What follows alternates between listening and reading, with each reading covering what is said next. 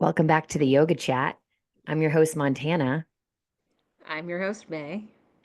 and today we have a very special guest with us, the one and only Andy Fang. Andy has Yay. been practicing yoga since 1997, which right before we started recording, he did the math. He's like, that's 27 years. That's a whole person. So long time. And he's originally from Arlington, Texas. He lives in Pittsburgh now. And a fun fact about Andy is Andy's going to tell us the fun fact because he's a lot better at telling the fun fact than I am. But first, before you dive into that, hi, Andy. How are you? Hi, I'm well. Thank you for having me on.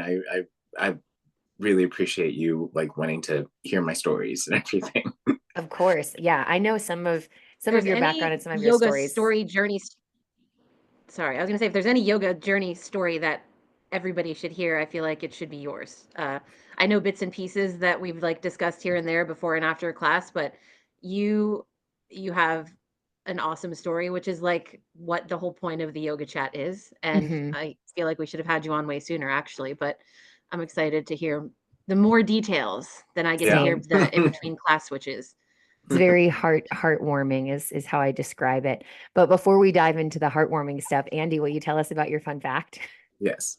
So it is yoga related, but my fun fact is that I was almost on a reality show once. A friend of mine happened to be watching a morning show and in Texas, and they were looking for overweight people to be on a reality show. It was going to be one of those Biggest Loser kind of shows, but not by the producers of Biggest Loser. And so um, I she called me up and she was like, "What are you doing today?" And I had finished teaching for the day. And so I was like, "I'm just going home." And she's like, "You have to stop at Dave and Buster's and go try out for this reality show." And so I popped a Yui. I happened to be driving right by. And so I popped a Yui, went in and they and talked to them and signed up for this reality show. And they loved me because I could do the splits. And I was like the big guy that could do the splits. So um, so I made it through the group interview because of the splits, and then they had me do an individual interview, and then we had to send in a DVD, and then they ended up flying me out to LA, and we got to meet with the producers and we go through medical and all this other stuff, and to be on the show. Well, it was a really exhausting day because it all happened all at once. There was no breaks or oh, come back tomorrow kind of thing. And so when I finally did get in front of the producers, they were like, "Why do you want to be on this show?" I had like the worst answer ever. It was just horrible.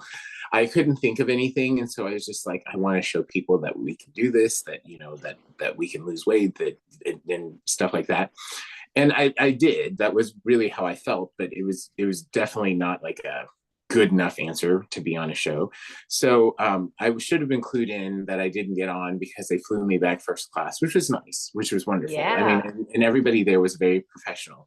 But a few months later, that same friend called me up and she was like, "Oh my gosh, you have to change it to channel whatever it was." And I turned on the show and it was the first episode and it was this show called Fat March. And I'm so glad I didn't make it on this show because it's called Fat March. And Oh, their goal was to walk from like Boston to Miami or something like that. And you had to march a certain amount of miles every day. And then you had to camp with your fellow fat people, which sounds just wonderful. And so I'm and the worst thing was the way they did the money is if they wanted everyone to encourage everyone to continue the march, every time someone dropped out, the money went down for everyone. oh my And so God. you could end up at the end of the thing all by yourself with like Zero 10,000. dollars. Well, $10,000, and it's still good money, but not the 100,000 or whatever it is that you started with. And so, it didn't last more than that one season. I don't think it even made it to the end of that season Yeah. because it wasn't really good. But it was from the producers of Super Nanny, and so that's one reason that I wanted to try out and all of that. But I didn't make it on, but I was able to continue teaching and do my thing in Dallas. So that was a great, that was fun. And now I have this story I can tell as my fun fact.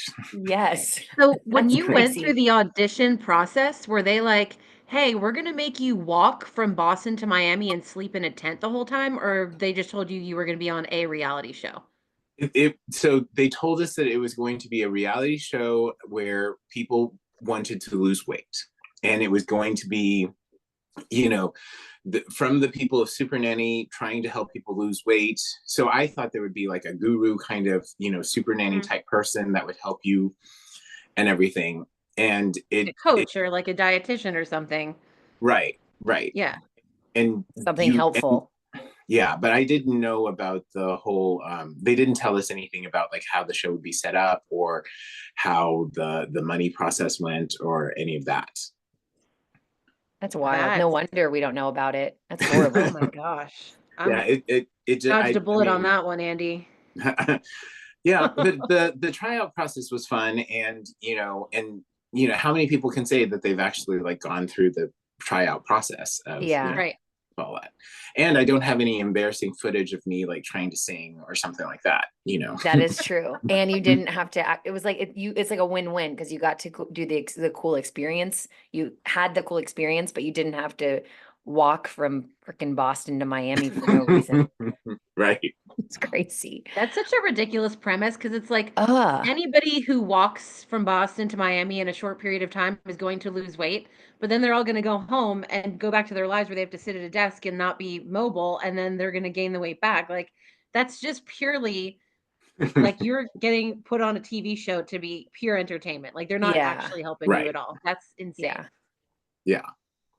Ugh. Well, that's reality TV for you. That is true. That is Yeah. true. I recently just watched the new Dallas Cowboy Cheerleaders documentary on Netflix, and I also used to watch like the reality show, and there actually is a difference. I'm like, the other one was actually like a reality show, and this one is a documentary. It's like so much more like real and less like, showing what they want to show, like the Kardashians. Of course, they're showing what they want to show, but in a more vulnerable way. So Oh, and it's they don't have reality to TV. pump up the drama and all of that, to try and Yes. get something to show or trying to get people to watch and all of that. The documentary is, this is what happened rather than we're gonna throw them into weird situations to make drama happen so that Exactly.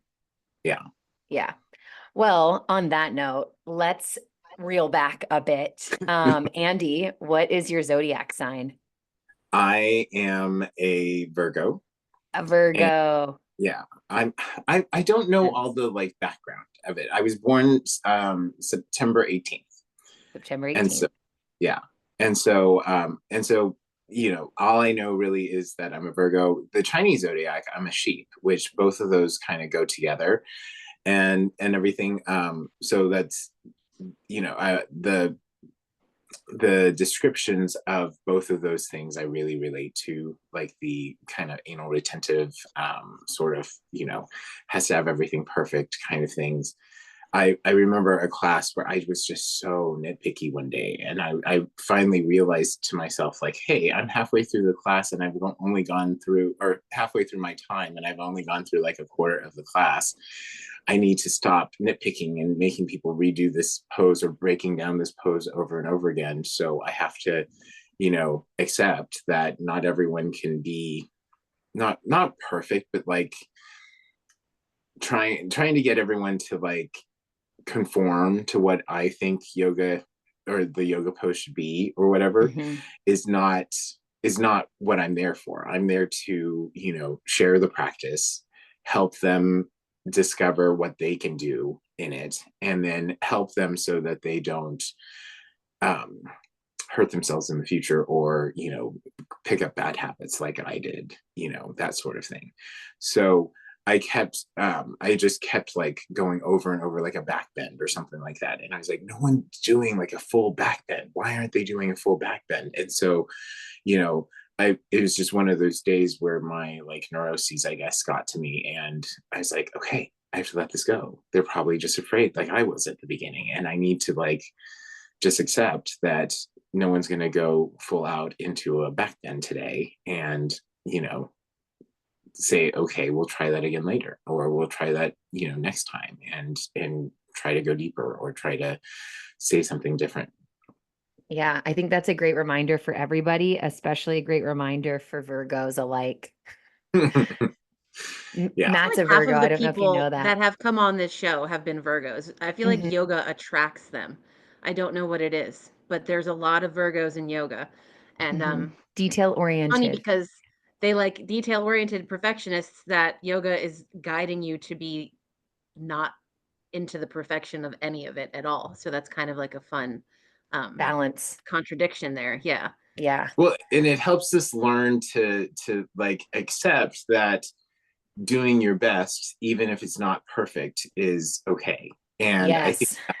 that's like the biggest lesson I've learned from yoga is that, yes, it would be great if I could do just a perfect, bird of paradise every time. But if I try and I fall, that's okay.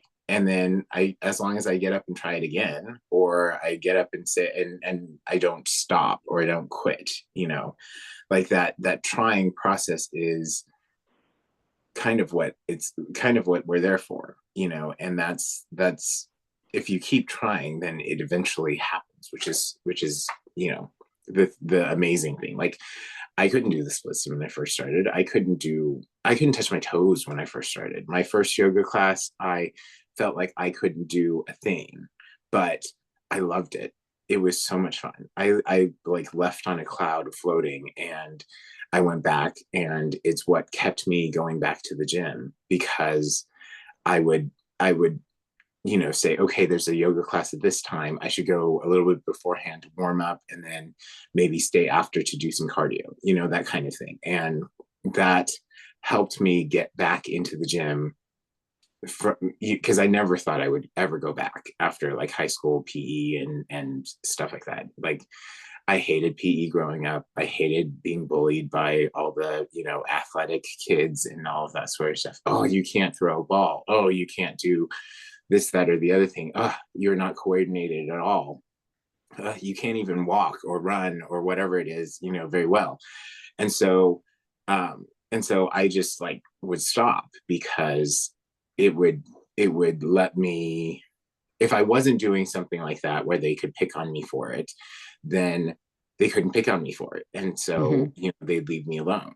And so I would hide, and that would help me to like get over this whole, or, to avoid being picked on, Mhm. which was so harsh all the time. Now you're like, And watch me do a bird of paradise, bitch. why do you do the splits? Well, Sometimes, Watch yeah. me land in this split, bitch. yeah. um, I just that I'm so sorry that all of that, any of that happened, that you had to deal with any of that. I mean, you know, bullying in and of itself is just a Yeah. horrible, horrible thing. And for me specifically, like I've been on both ends of it. Unfortunately, of course, I've been bullied. We've all been bullied, and I've also been the bullier. Obviously, when I was younger and didn't really understand the ramifications of what I was doing to other people, and yeah, it just makes me. It's just so unnecessary, and it's just a way of, in my opinion, like anytime that I was bullied or anytime that I was being the bully was an opportunity to like throw a power move at someone that because of I was insecure. Yep. Or I There's the wanted, word, yeah, insecure. I wanted to hide what I was insecure about and instead shed light on something that I assumed someone else was insecure about and just like throw that in their face. And that's essentially, I think, what was happening in reverse too. And when I was the one being bullied. And I don't have children. I know, Andy, you don't have children. So I feel like when it comes to bullying, it's a memory of mine. It's not something that I experience now per se. And yeah, it's like I'm kind of going back to that like horrible feeling that it creates when you're in the situation of I have a child in being middle bullied. school, so I know what the kids are saying and to who, and it's brutal. It's definitely brutal. Um, Andy, something you said about, perfectionist and how yoga helped you move beyond that. It made me just think about all the times I saw you, which is literally every day. This man shows up to class every fucking day at 6 a.m. and does not, and he actually adapts his practice based on how he's feeling. Like there was a period of Mhm. time where your foot, you had done something, you'd injured your foot. And instead of, staying home, you still showed up and you took your modifications and you seemed fully confident in, like, when we're in a tree pose, you kickstand your toe on the ground or on a block, or when we're doing something that didn't feel good in your body, you found another way. And I think it was just like such the perfect example that you don't have to be on your top game every single time. And if you're a person who used to be in that mindset that you had to do all of the things and make it perfect every single time, the fact that you've grown to the point where you can show up for 3 months straight with an injury and you feel confident enough to do your own thing, I think is like a pretty great show of what yoga actually can do to change the mindset of you as an individual, of anybody as an individual, because um I didn't realize that you used to be that way. I didn't know that you were that guy that, had to do it full out every time and expect perfection, because the way I see you now, you seem fully grounded in exactly what you are that day. And I think that's amazing. Like, how did you ever have like one aha moment where that just switched for you, or did it just gradually happen over the course of the years that you practiced? So I had signed up to get certified in 2008 2009 area, and I was doing a, a 500-hour training. It was an intensive training. It was I signed up. It's going to be a 2 month training, Monday through Friday. We had to be on our mats at 6:30 a.m. to practice, like Oh, shit. on the mat, ready to practice. And then our last class of the day, we did another hour and a half yoga class at 6:30 p.m. That's when we started that class. And then we, after that hour and a half class, then we got to shower, go home, and then do it all over again the next day. And so I signed up for this, but then a week before I rolled my ankle, and my I was like, oh my gosh, I'm gonna have to postpone this. I'm gonna have to, yeah, I'm not gonna be able to do it. And all that. Luckily for me, a friend of mine had a similar injury the year before, and he had gone to this thing called a roasty therapy, and he was a runner, and he rolled his ankle, and he had a marathon coming up, and so he like basically went in on crutches and then came out walking on his own. And so and it's a combination of like physical therapy and like massage and things like that. They like go in and break up the muscle fibers that are Mhm. injured and stuff like that. And so that's basically what happened to me. I went in on crutches, and then I was able to walk out on my own that first time. Wow. And I Oh, had wow. I was able to do like 3 sessions beforehand, and then I continued while we were in training a little bit.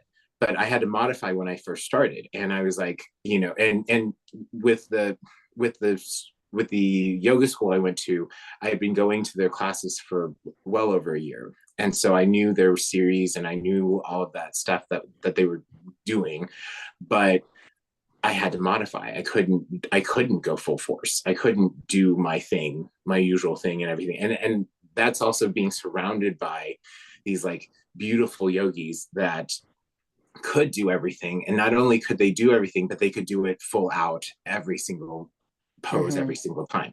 I had this, so our class like started with the side bends and everything, and this guy could literally do an L. He could put his arms together, interlace his fingers, and then bend so far over. His hands were waist high, and I I was can't like, even like picture that. It seems like a horror Makes house. me, oh yeah. yeah, Like something you'd we were see in a like, freak what's show. going on? Yeah, We were literally like, the what's going on? circus. Yes, exactly. He it was like he could do a circus act. And then one of my most challenging poses is a dancer pose. And I had a literal model. She was a model. She was a photographed, picked out to do photo spreads kind of model that had decided to become a yoga teacher. She wanted to go through the yoga training. And she could do the most beautiful dancer I've ever seen in my whole entire life. I was just like in awe every time I saw it.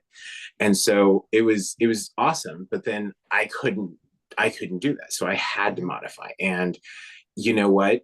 It helped me because when people come up to me and they say, "Oh, I can't do this pose and I should stay home, or I should not come, or I should skip my class," or something like that, I tell them this story. I tell them, I had to start my yoga training with a bum foot, a bum leg, and I modified. Anybody can do it. Anybody. I've had students that are 9 months pregnant doing yoga. I have had students that are missing limbs doing yoga. I've had all sorts of things, and there's always a modification. And the nice thing is, with someone like me who has like a bigger body and the not so ideal yoga body, is that I can go in and say, well, I've had to modify for that. I've struggled with XYZ pose or something because of my size or my belly or something in the way or my limitations with my quads. I don't know why, and so I'll tell them, this is what I do to modify. And if they tell me, oh, my issue is X, Y, or Z, and it's the completely opposite, now that I've gone through the training, I know what I can give them.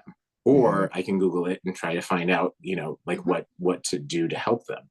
But you don't have to be perfect. And all those people out there that are like, oh, I can't do yoga because I'm not flexible. Well, that's why we do yoga. Oh, I can't do yoga because I have no balance. Well, that's why we do yoga. I mean, like I said, I couldn't touch my toes when I first started. I could barely get past my knees when I did a forward fold at the beginning.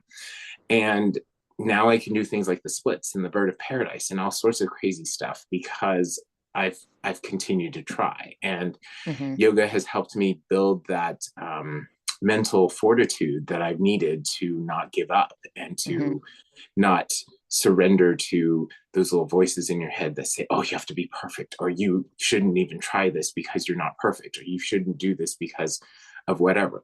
When one of the things that they say at Yoga 6 all the time is you do what you can in your body. And if you fall out of a balanced pose, you build right back up, you rebuild. And that's one of the great things about yoga, is because if you can learn to rebuild and to quiet those inner demon voices that are saying that you can't do something, then all of a sudden you're in that pose, or you're in that thing that you never thought you could do. It's just one of those things I love about yoga. Same. Well, I have a question. What led you onto your yoga mat for the very first time? So my cousin Amy was getting married, and she asked me to sing at her wedding. And my other cousin, she was a former beauty queen. She was Miss Arlington 1989. She had gained a little weight as well, and so she and I both called each other up. She was asked to be a bridesmaid, and so we called each other up and we were like, we got to lose weight because our family is brutal. They're they don't hold any punches. I had one aunt that after not seeing me for like 7 years, it wasn't, oh, hi, Andy, I haven't seen you in so long. It was, no. hey, you're still fat, and that's just, it's an Asian thing. It's how my family is. But it's also one reason why I'm kind of crazy. And so, so that's what motivated us. And so my cousin who lived in Arlington, her husband, her now husband was a GM at a gym. And so we decided to go to the gym. Well, I hated it. It was awful. Like the first time I got into an elliptical machine, my legs cramped up so bad I had to like hop right off after like 2 minutes. And I hobbled over to the water fountain, faking that, oh, I just need a drink of water. Because I was so afraid that everybody was watching me. I was so afraid that, oh, people are wondering why the fat kid is there at the gym and all of that. And so luckily I had her. And so whenever I wanted to skip the day and not go to the gym, she would encourage me, and then vice versa. And then every once in a while, a rare thing that would happen is we would both say, we don't want to go. And so we'd go have like breakfast or something, which was fun. And so, we were our gym buddies and everything. And so I was like, I got to do something to enjoy this more, like it can't be torture every day. So one day I was walking past the aerobics room and I saw people stretching and, doing yoga. I was like, oh, these classes are included and they're free and all of that sort of stuff. So I should try this. I remember being back in like elementary school, that presidential test that they used to make us do where we Oh had my to God. stretch and reach and run and all of that.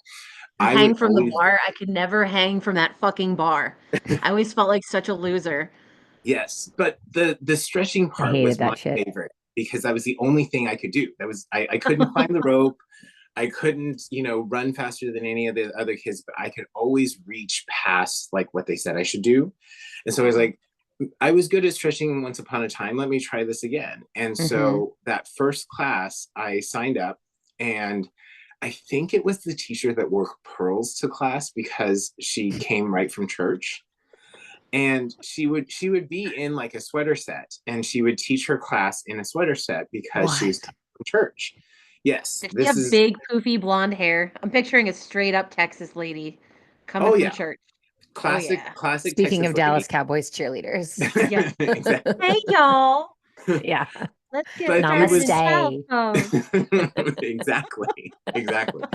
But it was so much fun, and I was like, this is exercise, but it also makes me feel like makes me feel like I can um I don't have to do everything perfectly. I can do as much as I can, if I And rested, if still be I. successful. Yes, if I Mhm. if I took a child's pose, if I, she gave us those options to rest and to like not have to do everything in the class. And it made me feel like this is one form of exercise that I could do and not like feel dejected. Like if I Mhm. took a break in a Zumba class or something like that, Yeah. with my two left feet and everything, I would be on one side of the room while everybody moves to the other side, and I Yeah. would feel like I'm just completely clueless and everything. But you're safe on your yoga mat. You are on Mhm. your yoga mat, and then you take a break on your yoga mat, and then you come right back in when you're able, and you keep going. And if you need to take another break, you can. If you want to take things up a notch, you can. It's whatever you want to make it. Even though it's the yoga teacher's class, they're just there to kind of give you what they can, and then you do as much of that as you can. And if you like it, keep going back. If you don't like it, you go to someone else, or try Mhm. something else.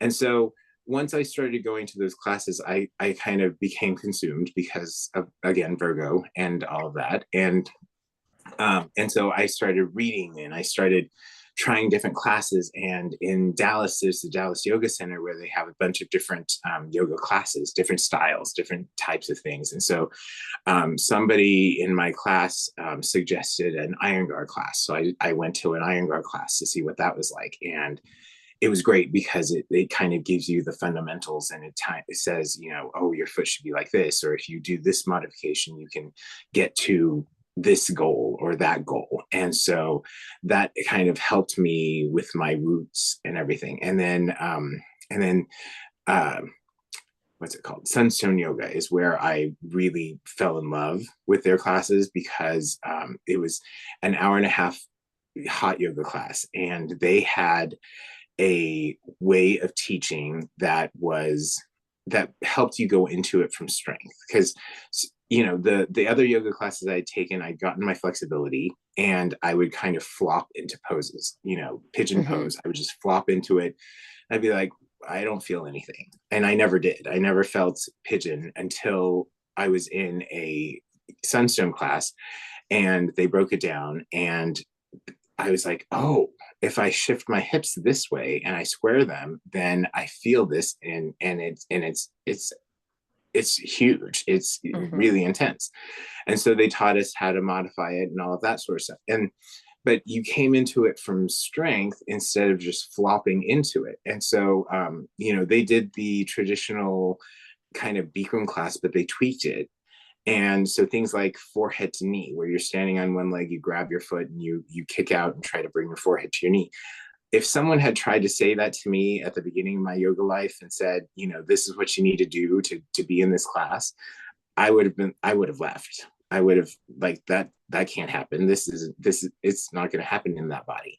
And so they would teach at Sunstone a way of like pressing your knee into your hand and resisting with your hand so that it would build the strength of your hip flexor so that you could still work on your balance. You could still work on your hip flexor, but you didn't have to be kicked out. You didn't have to, be able to wrap your hands around your foot and all of that sort of stuff.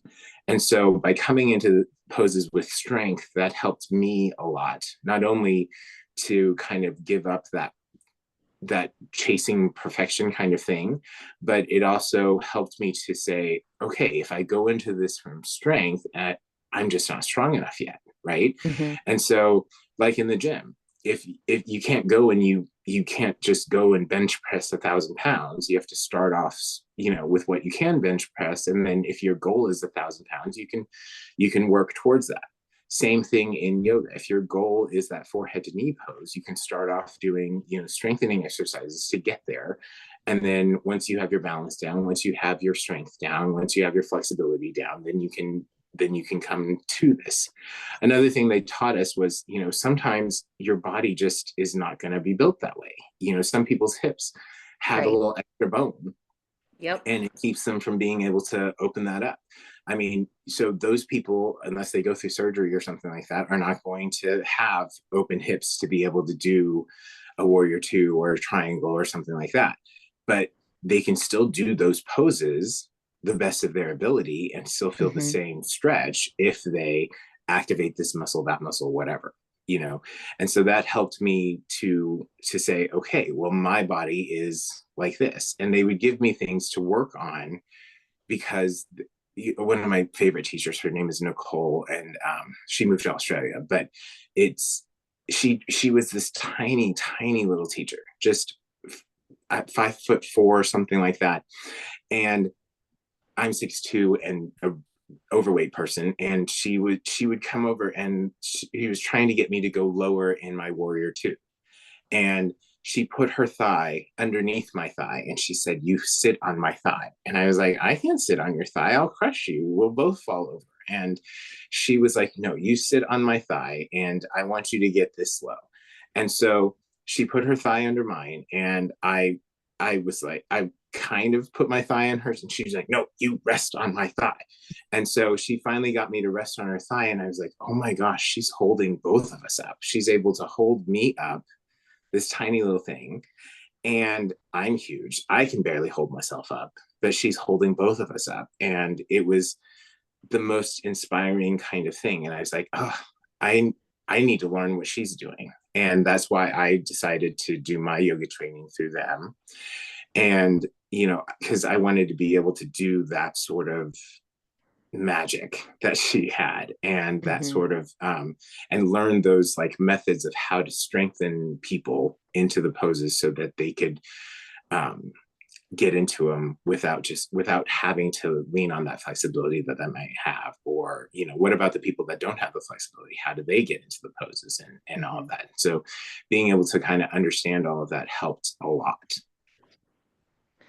There's two things that you said that just make me think about how you can make, if you are a yoga teacher, how you can make anyone feel successful in a class, regardless of the level they're at. And the first one is the pearl wearing sweater set lady who gave you permission to take rest.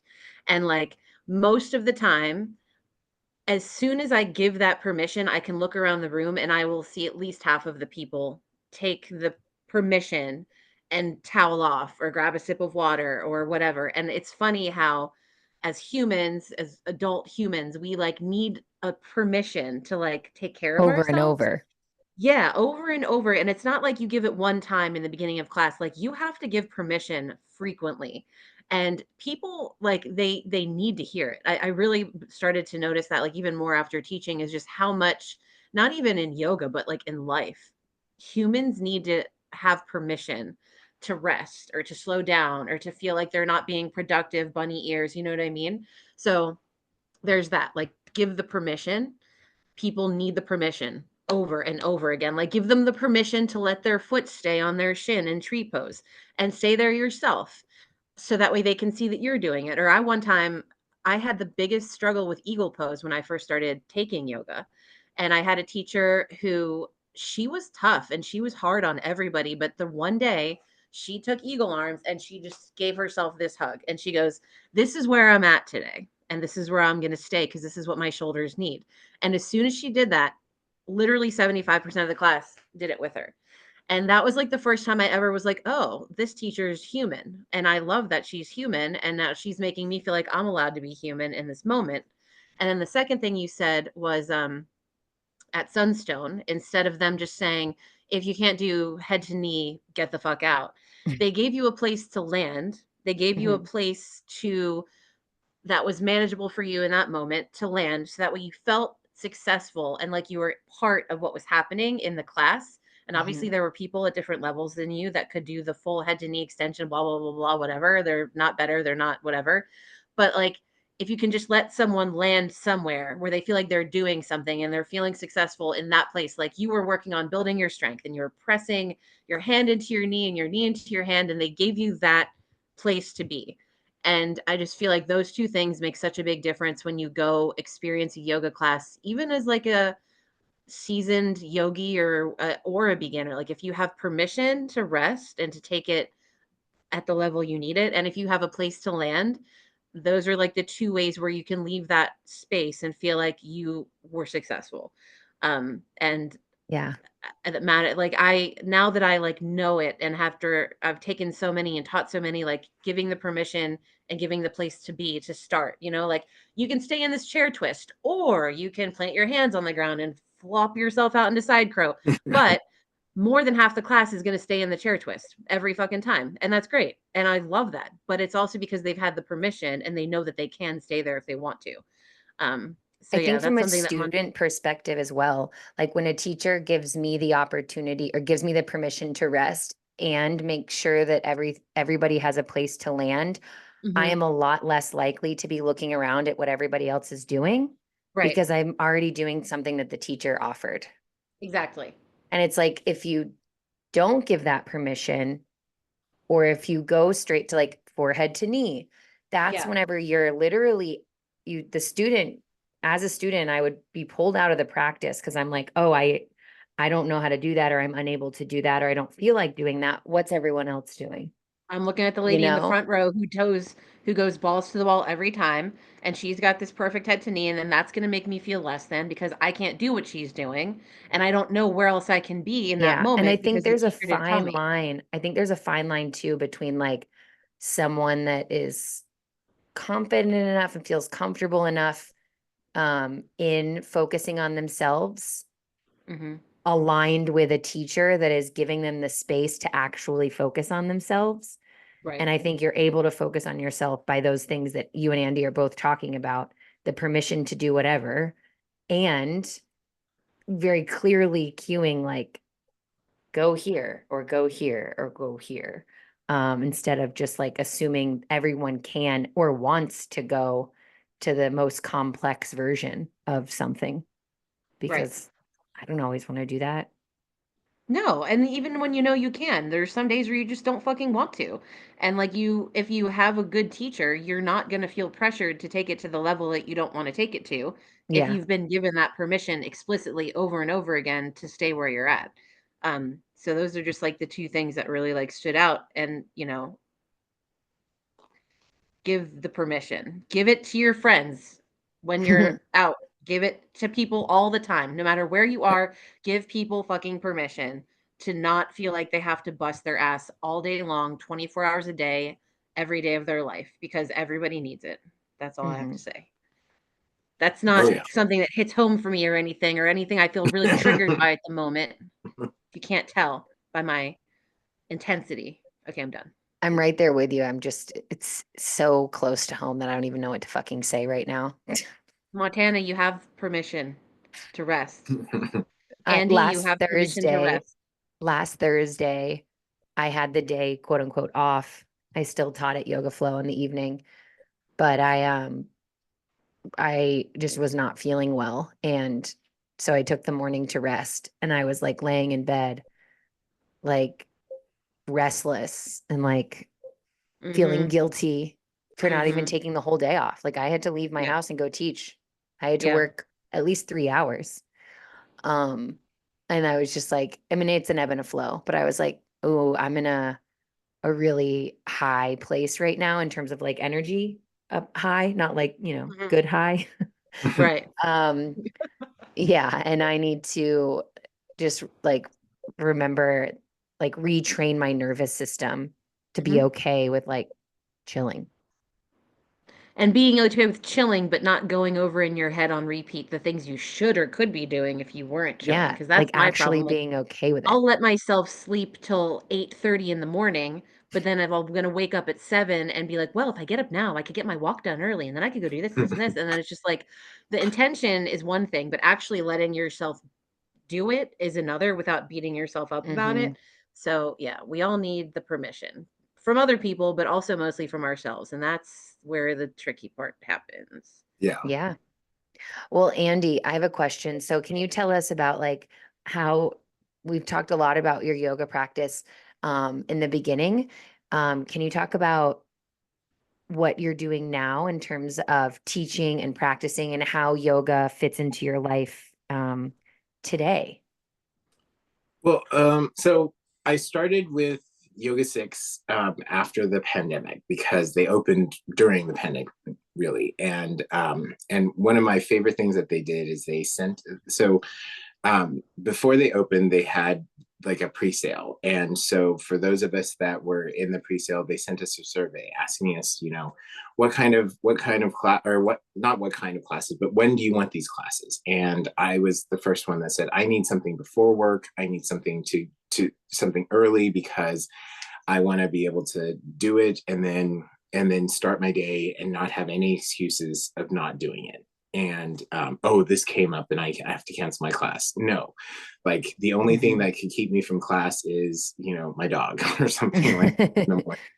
But so luckily they built those into those classes, and they set up a 6 a.m. class for us. And so um, once the gyms and everything started to open up after the pandemic, I weighed myself and I had put on 30 pounds, and I was so mad at myself. I got married right before the pandemic, and so I was on a whole fitness kick. I was losing weight. I was finally happier with my body and all of that. And then when everything shut down, and I started stress eating because of the whole pandemic thing, and just put on that weight. And I said to myself, this is not what I want to be. This is not where I wanted to go, and this is kind of derailed my whole life, which a bunch of people probably felt during the pandemic as well. Totally. And so that motivated me. And I said, I've always admired those people that say, oh, I have a daily yoga practice. Oh, I do yoga daily and all this other stuff. And I was like, well, maybe it's time for me to go to a daily yoga practice and see what Hmm. happens. And the first few chaturangas in class, I was just like struggling, and I couldn't. I felt like, oh, that's the hardest thing to do. And I just kept. I set my alarm every day, and I made sure to go. And one of the things I had heard was, it takes X amount of time to build a what's it called? Habit. A habit, yes. And so, I was like, okay, so if I try 60 days, if I try 75 days, whatever it is to build that habit of going every day, then it should become easier. And to be honest, it did. Yeah. Now I feel weird not going to yoga every day. And so Hmm. Yep. I like that first class. I like that early time because it helps me to like not have excuses. It also helps me to do something healthy in the morning, because then later on in the day, if I'm like, oh, should I have that hamburger or should I have that, really fattening XYZ? Then I can say to myself, well, did I wake up at 5 a.m. so that I could have that, to go and do Not something good deprive for myself? yourself. And then Yeah.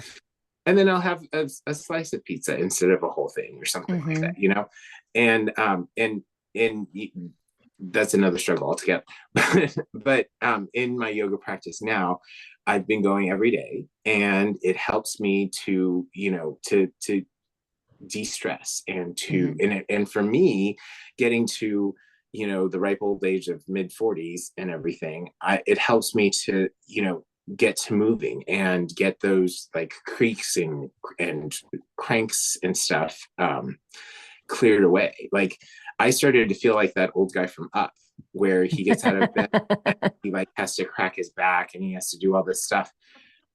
I felt like that was happening to me. And, and that first cat cow that we do in the hot class, it just helps me feel so much younger. I feel like I'm no longer 40 something. I feel like I'm in my 20s again. And, it helps me get through the day.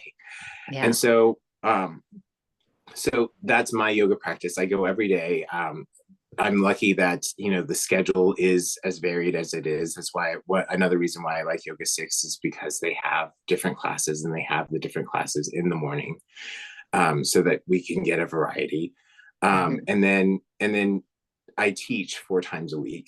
I used to teach before COVID, or before the pandemic and everything. They had different schedules, but right now I teach 4 times a week, and it helps. The Yoga 6 helps me to kind of figure out different poses, different sequences, and things like that. I don't know if I'm sure you guys never do this, but I still poses and sequences all the time from people. Oh yeah, never. We never do that. Never. I'm like, oh, that's a clever way of putting that together. Let me try that and see if I can do it, and explain it in a clear way and everything. So it helps me to get those different ideas. And I teach at a gym now, and I teach at and I love teaching at a gym because it's how I found yoga. It's how I found, and those people, I want to make my classes like that class for somebody else, where they can walk in off the gym floor and try a yoga class and fall in love with it like I did, and maybe become a yoga teacher someday as well. That kind of thing is what I love. And I have students that follow me around from class to class, gym to gym. I have people that that are always like, oh, you subbed out a class, you didn't tell us first. And I was like, no, I want you to try different classes. There are other teachers here too. And and then I've also had those students that are like, I never want to take another one of your classes again. And haven't we all? I had that student once, and I was like, okay, I'll take that under advisement. See you never. Yeah. But and it's just and teaching at a gym is a totally different animal, and it's just a different thing to do. But it's so much fun to be able to like share yoga for the first time, and to be someone's like first yoga teacher. And when they come up to me and say, oh, that was my first class ever, and I felt like I could do it, that gives me such joy, because I was like, oh, that's what you need to feel after yoga class. I'm so glad that you were able to do that. And that I was able to give you like that kind of start and everything. So the classes that I teach, I try to keep, so my lineage, the lineage that they teach at Sunstone is they have different varieties, but it's basically that one class. It's 36 postures, same series all the time, and set sequence. It's it's an offshoot of Bikram. So the founders of Sunstone went to Bikram classes, and they took Bikram's 26 poses and expanded them to the 36 that they do. And so part of that is those strengthening exercises and things like that to get into the Bikram poses. But and the more like accessible, like inclusive, variety and option, I think. And well, and one of the things that I learned there was that there are small muscle fibers and big muscle fibers, and they use the strengthening of the small muscle fibers to help with the poses and the big muscle fiber poses that you have to get into. And so oh, I forgot my train of thought, but that whole series and everything that helped me to like think of new classes and think of new ways of teaching, so that I don't have to be like, okay, we're going to put our foot behind our head today kind of thing. It's, you work towards that. You do this pose, that pose, and the other pose, and then you can get into that pose eventually. So I talked about the splits earlier, but I was actually at the gym when I learned how to do the splits. And and the teacher at the time had never even mentioned the splits. She had us get into lizard. She taught lizard for like 2 months beforehand.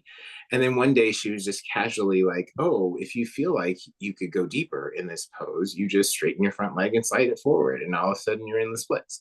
And so I tried it and it hurt, but I could do it. And I was like, oh my gosh, I never thought I could do the splits. I never thought I could, and it wasn't a perfect split by any chance or by any means or anything like that. And I wasn't all the way to the ground or whatever they look for, but I felt like I could do something I never thought I could do. And so that, I kept practicing, I kept getting better at it. I lose the splits every once in a while when I haven't been practicing or when I haven't been doing, practicing that pose.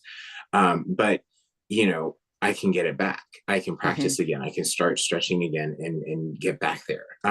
Another thing that I do sometimes in my classes is if I'm working on a pose myself and it's something that I want to work on in my practice, I incorporate it into my class. That way I'm doing it 4 times a week at least. And then for the longest time, I can't remember the technical name, but the one where you have your foot against your thigh, you're sitting, and then you reach over with your opposite hand to your toe.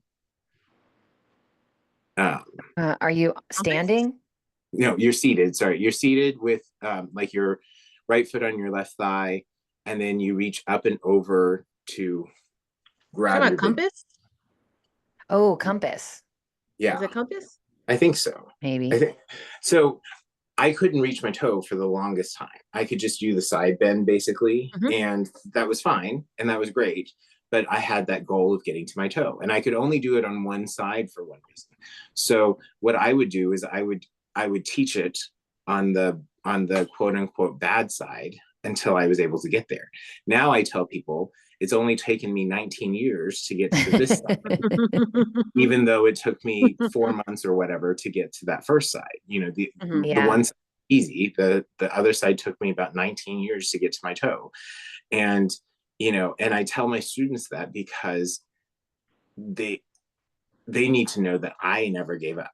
And that you can do something like that if you just keep trying, you keep practicing. Don't get frustrated that you can only reach it on one side, because if you keep practicing, eventually it'll happen. Or there could be something that just anatomically is different about your body, and you'll never get there. But you're still getting the benefits of that stretch by doing the stretch. You just take pictures on the other side. Everything you're saying reminds me, my mom sends us my family group chat, a daily inspiration. And this is the one from this morning. And it's just like so in alignment with what you're saying. The title is Time to Ripen. Sometimes you can create results very quickly. Many times, though, you must have some practice. Flowers won't bloom any faster than flowers bloom, no matter how aggressively you work at it. Indeed, giving them too much attention and handling can actually damage them and prevent them from blooming. The same is true for all sorts of endeavors. You have to be ambitious and diligent about doing the work, but you must also be patient about getting the results. But that's not really such a bad thing, because the longer you must wait, the more you value and appreciate whatever you're waiting for. Patience is not merely being idle and dispassionate. Rather, it's an understanding and acceptance of the fact that good things can take time to fully emerge. Give the desired results in your life the time that they require, the time that they deserve, and the time that brings meaning and richness to them.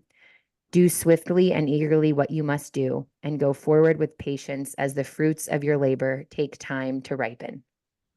Booyah. That's the juice. Yeah.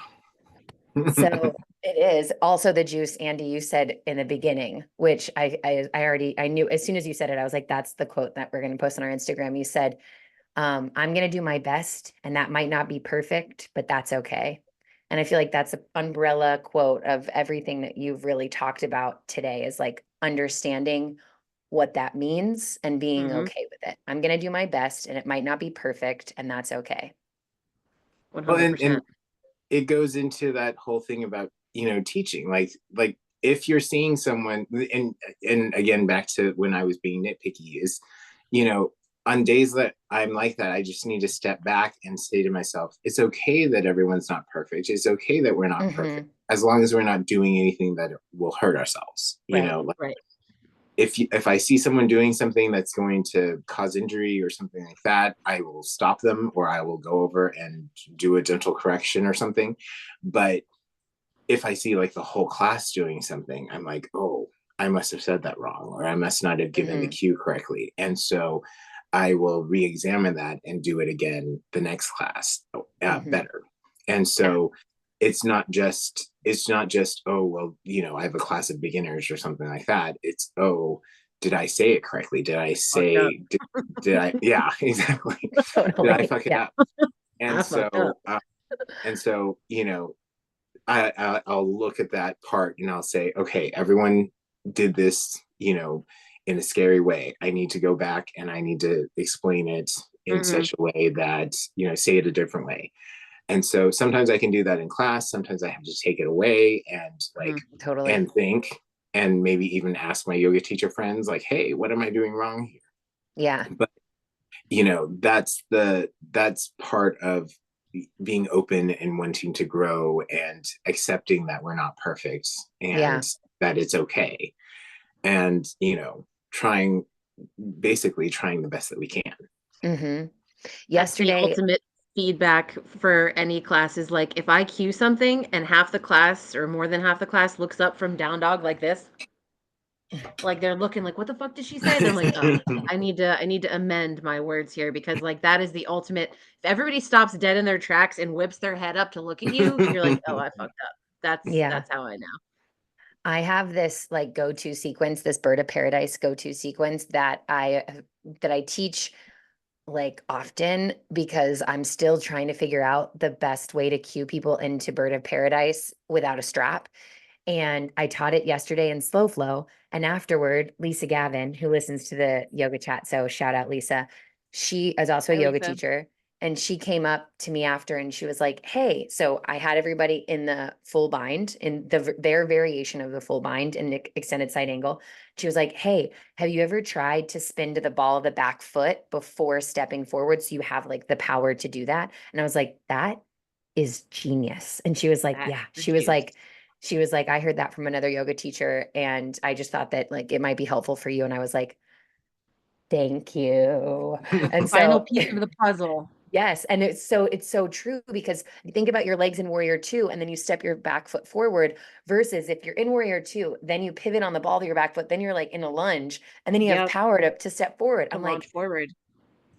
and I've been teaching Funny this that that's sequence. just not how we cue it to begin with. You know what I It's mean? Like like that's so not. obvious. So Yeah, obvious. yeah. So yeah, it's like that. The reason I share that is that there's just even for like the sequences, that's why I think repeating sequences is so valuable for teachers and for students, Mhm. because this is a go-to sequence of mine. It's like if I don't have time to create a new sequence, I'm teaching the sequence. It's like the hot sequence and my bird of paradise sequence are like my staple sequences. And I'm still figuring out better ways from my students on how to successfully make them feel successful in the postures, Mhm. which is just like a beautiful example that there's no end point. I'm never going to be like, that's perfect for every single, all 30 of you. It made perfect sense. We're going to Right. try. We're going to try our best, but all right. Well, that leads us to our final question, Andy. So, do you think yoga can change the world? Yes or no, and why? I think it can change the world. I think that I mean, it's definitely changed my world. Growing up, the thing that made me special was being able to sing. And I never, once that was like done, because school was over and all of that, I was searching for something else that kind of made me special. And yoga yoga is that thing that can make you special without having to be special. And that's, it sounds silly and all of that, but it really has given me something to like work on, improve, and practice. Mhm. And not only has it, changed my body and changed my life, but it's changed the way I've looked at things and the way I handle things, the way that people, you know, when something bad happens and it gets thrown at you and you don't have time to prepare and you're like, oh my gosh, what's going on? You can get through it the best way you can, just like when a yoga teacher throws a crazy pose at you or a crazy sequence at you. You weren't expecting it, you didn't know, but you survived it. And so if you can do that, then you can get over whatever real life throws at you too. And it's taught me those sorts of lessons on the mat, off the mat, all of that. And it's changed my world.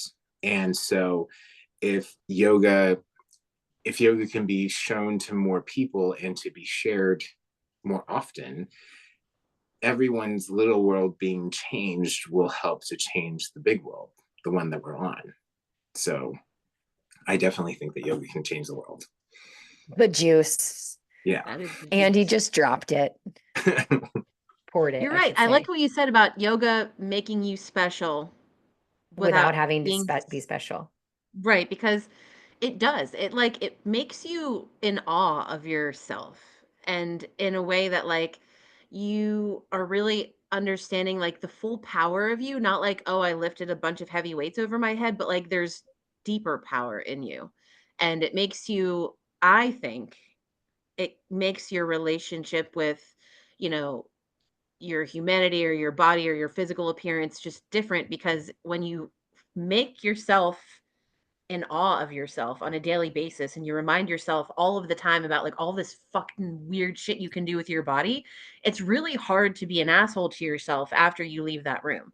Because it's like, oh, I don't like the way my stomach looks in this fucking pants today, but also I just crushed that and Like you I'm the said in shit. your reel yesterday, May, about like if you don't feel like a badass, do Warrior 3 for a second. It'll No, remind you. exactly. It just like takes you 1 second, and it's not even like I'm physically strong doing this. It's a whole different strong where like your whole body is working at once to make you do this amazing thing where you're like strong but balanced, but you're also at ease. And it's just like it's miraculous. And I And don't it's think all layers it of you. It's like it your is body and your mind and your your whole energetic self. space. And yeah, it's all working together. Exactly. And it's just kind of like a feeling that, I love so many forms of exercise, almost all forms of exercise, but yoga is the only one that actually makes me feel like in awe of like what I've done. So, Well, Yeah. and it doesn't I'm even with you. have to be that big of a like that massive pose or that bird Right. of paradise kind of thing. Like, so yesterday I came into a power class and I I don't know what was going on with me, but I was not feeling it. My arm hurt a little bit. It was sore. I was like, I can't do very many down dogs today. I was like, but I took the breaks. I took the breaks. I took care of my body. I listened to it and I said, oh, okay, I should stop doing downward dogs now. Or, oh, I should take a break from doing a downward dog. And so I took those breaks. I did forearm downward dogs, dolphin pose and stuff like that. And I modified just about every pose that the teacher was giving me. The cool thing was I didn't have time before class to tell the teacher, hey, I'm not feeling today's class or anything. It's just my body. And so she was just cool with it. She let me do my thing when I needed to take a break. She didn't like draw attention to myself or anything like that. And afterwards she just checked in and said, hey, is everything okay? And I was like, yeah, I just my arm started hurting and I had taken a week off of doing anything last week. I went on vacation. And so coming Mexico. back yes. And so coming back I was like, oh, I guess I wasn't ready just to come right back in and go full force. And so I took that break, but then being able to say to myself, being able to be in awe of myself and say, hey, I took a break today. I didn't hurt myself. because I thought I had to go full force, that was something I was proud of, because Bingo. the old me, the Virgo me, would have been like, what do you mean you need to take a break? You don't need to take a break. You can't take a break. You have to go full force. It's a power class. You have to be sweating and dying at the end. And if you hurt yourself, you hurt yourself, that kind of thing. And by taking it down a notch and saying, hey, at least I made it here. And at least I gave myself the opportunity to try. And I did as much as I could and listened to myself when I couldn't. That was a big thing for me personally, to say, hey, that I'm not letting that ego win, and I'm not letting that thing that says I have to do it perfectly win. And we kind of said this all week last week, because the weather wasn't the best in Mexico, but you know what, it was a rainy day in paradise is still better than a day in a life in the real world and everything. So a day in a life on your mat just laying there in a yoga class is still better than not doing yoga at all. Yeah, it takes it back to what May said about you, and what she noticed about you as a yoga practitioner, is that you're there every day, even if you're dealing with something, whether that's physical or like life shit that's emotional. At least you're there. A rainy day in paradise is better than a sunny day in the real world. Yeah. And I like what you said about the ego too, like and kind of tying that all together, like bringing it back to how yoga can make you feel special even when you're not special. It's like when your ego is in check, for me at least, yoga reminds me of my special, unique energy that I have to offer the world, without thinking that I am better than anybody else's beautiful, unique, special energy that they have to offer to the world. And so it's a reminder that like we are all special in our own way, but we're not better than anybody else ever. We're all just here on the mat, spilling that juice, drinking that juice. Cracking that pepper. Yeah, cracking that pepper. Well, thank you so much for your time, Andy. I'm so happy that we finally had you back on had you on the yoga chat. We were saying earlier, I think we were recording actually, when May was like, we should have had you on here a long time ago. Our list is very long. So we're very, very grateful that we got to have you on now. And we're very excited to share your story with all of our listeners. And we're grateful that you're a part of our lives and our community. And yeah, if there's anything else, is there anything else that you want to share before we head off? Just to thank you for having, this podcast and sharing all these different yoga stories, because they're so different and there's so many stories out there. And, the thing that kind of connects us all is this practice of yoga and everything. But the other cool thing that kind of you guys get to point out is that even though our stories are different and we might have found yoga in different ways, it's that we are all in this kind of together, and that we've found something that has changed the world a little bit. And so it's a great thing to hear. And I haven't listened to all of the podcasts yet, but I'm going to. That's very nice of you. We don't expect you to listen to all of them, but if you're ever bored on an airplane, you can download it. Yeah. Thank you for having me. Of course. Thank you for coming. Yeah, this was great. May, thank you as always for your time as well. And thank you, listeners, for hanging out with us for a little over an hour. I think that's all we got. That's all they wrote. Cool. Namaste, bitches. I knew, I was waiting. I was like, May's going to say something about a butthole. All right. Namaste, bitches. Well, you were wrong. I didn't say anything about buttholes today, so. I was wrong. Go eat a butthole. Bye. Bye. Bye. All right. See you guys. Bye.